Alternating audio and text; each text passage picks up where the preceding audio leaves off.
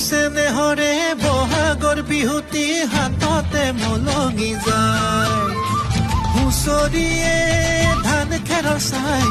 অতি চেনেহৰে বহাগৰ বিহুতি হাততে মলঙি যায়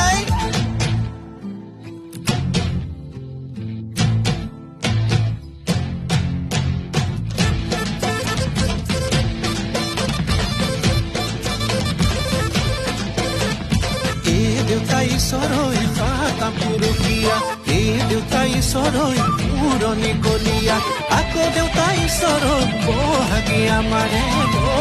আমাৰে পাই এই দেউতা ঈশ্বৰৈ